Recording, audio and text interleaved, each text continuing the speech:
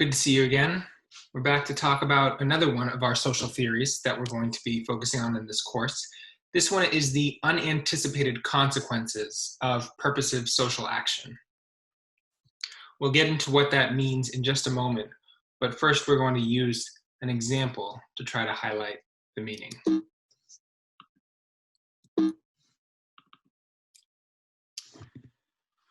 These were a few quotes from a book by Philip Gurevich called "We Wish to Inform You That Tomorrow We Will Be Killed with Our Families." It's a book about the 1994 genocide in Rwanda.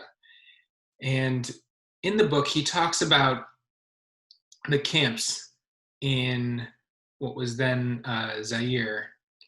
And he talks about the humanitarian effort to provide relief to people living in the camps, and how one of the unanticipated consequences of it was providing aid to the genocidaires.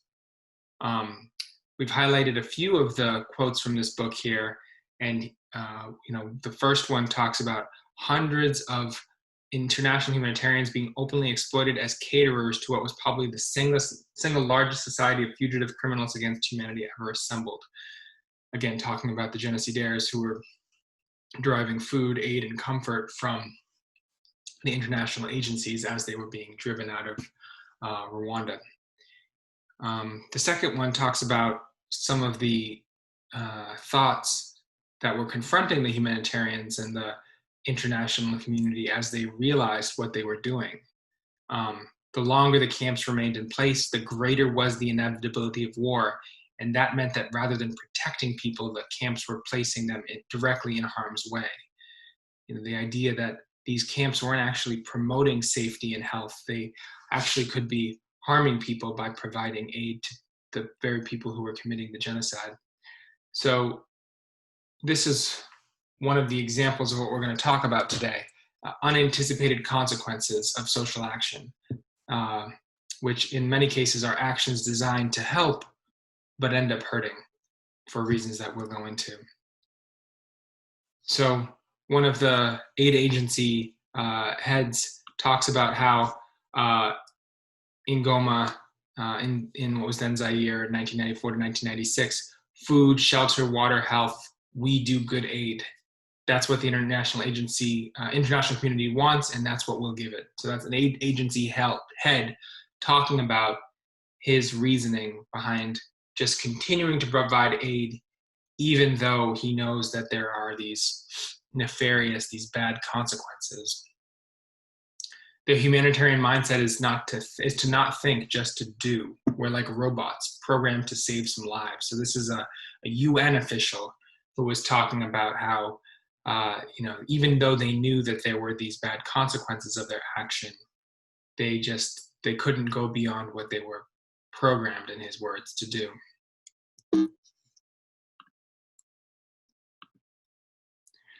So what is this idea? What is the idea that we're talking about? The unanticipated consequences of purposive social action is a phrase that was coined by a sociologist named Robert Merton in the 1930s. And he then was talking about this broader phenomenon where people would perform an action and it would have these unintended consequences. It's a very common phenomenon, but he wanted to get at the root causes. Why did this happen? Why did people not realize that their actions would have these, in many cases, adverse consequences? And he thought of a number of reasons. One of them was that he thought that people didn't take sufficient account of the consequences of their action. They would blame fate, they would blame God, but they wouldn't blame their own actions for what was happening. Another was that people wouldn't look into the consequences. They wouldn't think about or know about the range of possible consequences and the respective probabilities of each, either due to ignorance or complexity. So the things that we do can have a range of consequences, and we either cannot or do not know them because we cannot predict the future, and we might not know what will become of our actions. The third is that we always assume, or we might assume, that the past predicts the future. So if we've done something one way in the past, we'll think that perhaps it'll work out that way in the future. But past experiences are never exactly the same as present ones. So even if something has turned out one way in the past, if we do it again, there's no guarantee that it'll turn out that way in the future. Another reason why there are these unintended consequences is that there is something called the imperious immediacy of interest. And by that, Merton meant that we are so focused on getting the intended outcome that we don't see the possible unintended outcomes. That the intended outcome is seen as so urgent, so needed, that we plow ahead without seeing that there might be these unintended consequences. Another is that you might be a victim of your own success, that you might have done too good a job of achieving your outcome in such a way that a bad outcome happens. And we'll see that in one of the examples from China in a moment. And then another one, one of the last ones, is by studying something, by publicizing something that you've done, you actually change the outcome. That because this action was witnessed, it has more consequences perhaps than you imagined. So let's get into some concrete examples of these unintended consequences and talk about how they came about. So the first one is in China, and it's in the late 1950s and early 1960s. And this is under the reign of Chairman Mao. And Mao had this idea that China was going to take this great leap forward, that it was in the span of a few years going to become a massive producer of agricultural and manufactured goods. And one of the things that he wanted to do in order to achieve this goal was to eliminate all the sparrows. Sparrows are a small bird that you'll see here on the top left, and they were seen as a pest. They ate grain and other crops, and so eliminating them was seen as a possible way to increase the agricultural output in China. So Mao encouraged all the Chinese to do as much as they could to eliminate sparrows. So they would be shot out of the sky. People would scare them with drums until they were so exhausted because they were so afraid to land that they would die of exhaustion while flying in the air. And so the sparrow population was ruined. The sparrow population was completely annihilated. But what was not realized was that because they were so successful, they're a victim of their own success in this sense, because they were so successful in eliminating the sparrows, well, the sparrows weren't eating the grain, but guess what was? The locusts, the insects that ate grain in far greater numbers than the sparrows ever could. So because the sparrows weren't around to eat the locusts multiplied, ate all the grain, and then the grain output plummeted. And in part as a result, there are many other factors, but in part as a result, China entered a famine that killed tens of millions of people. So this is an example of the unintended consequences of purposive social action. One of the ideas here was to increase agricultural output by killing the sparrows, but that actually ended up ruining the agricultural output and costing many lives. Another example of the unintended consequences of purposive social action comes from Pakistan, and it's more recent. So you might remember that almost a decade ago now, the United States was hunting bin Laden, who organized the 9/11 attacks on the World Trade Center and the Pentagon. And they, in order to do this, the government, the CIA, which is the secret service wing of the clandestine wing of the U.S. intelligence apparatus, they organized a sham vaccination campaign. They had a doctor go around in this neighborhood in Abbottabad, Pakistan, saying that he was going to be offering hepatitis B vaccines. But in fact, the doctor was working with the CIA, and they were just trying to corroborate what they thought was the address of bin Laden. And this, in turn, did help identify where bin Laden was, and then bin Laden was killed in a raid by the U.S. Military, which was seen as a tremendous success and a way to get at the person who'd organized these attacks. However, because the intelligence agency had used this vaccination campaign, healthcare workers became subject to a lot of suspicion in Pakistan, and so did vaccination campaigns. So some healthcare workers were killed after this. Many were the subjects of suspicion, and vaccination became much harder. And now polio vaccination in particular became much harder. And so while polio has been eliminated from much of the earth, in fact, wild-type polio was only recently announced to be eliminated from all of Africa, polio continues to exist in 2 countries, Afghanistan and Pakistan. So, this campaign to hunt bin Laden was intended to do just that, to find and kill bin Laden, and did just that. But because of some of the methods that were used, this battle against polio might have become that much harder. Another one of these unintended consequences of purposive social action involves CAT scans. And I don't know if you can tell what's going on the right side of the screen. Many of you who've completed some training in radiology might know that that's a pulmonary embolus, a blood clot in the pulmonary arteries that can be very dangerous and can be identified by a CAT scan. That's one of the primary modalities that's used around the world to identify pathology such as a pulmonary embolus. However, the CAT scan, for all its benefits, does carry some risks, including the radiation that it exposes the patient to.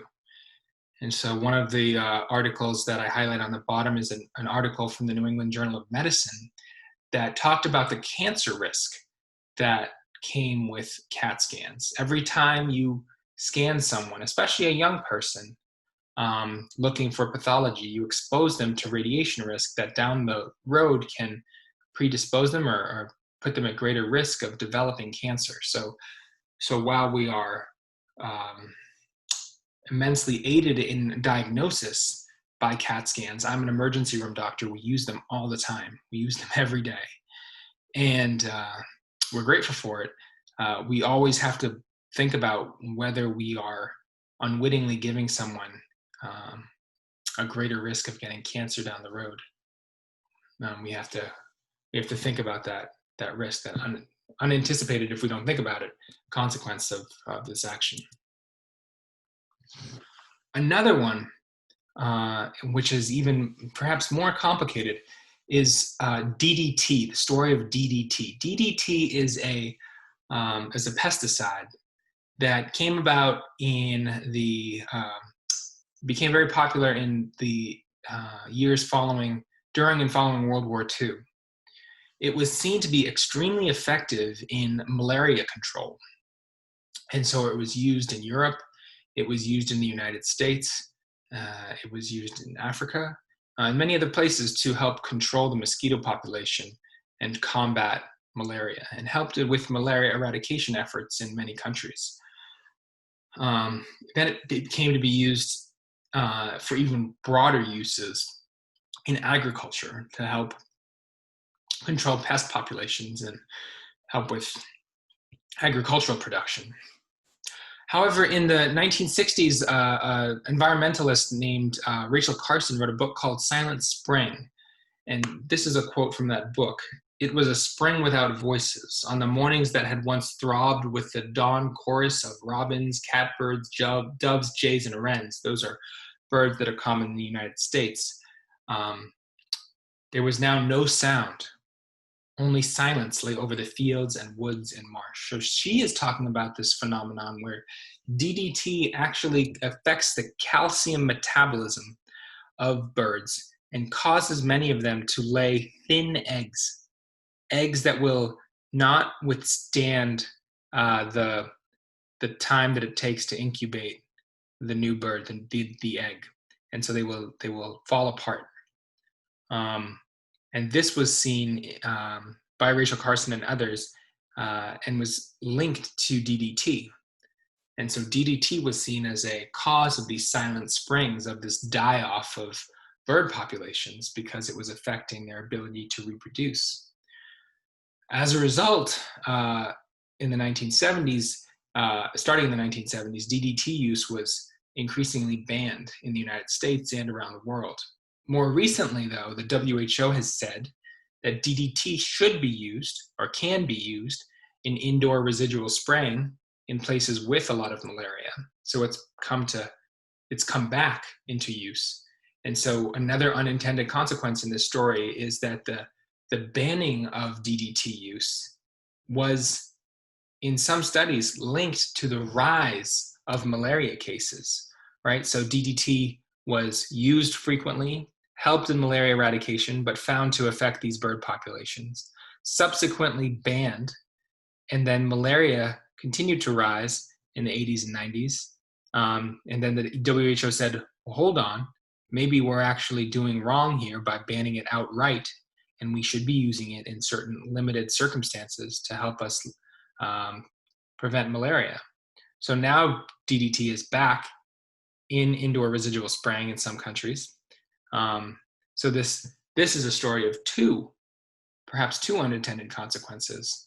A very interesting one. This is another one to show you that unintended consequences of action, we often talk about them in a negative sense. The unintended consequence, unanticipated consequences is negative, but they can also be positive.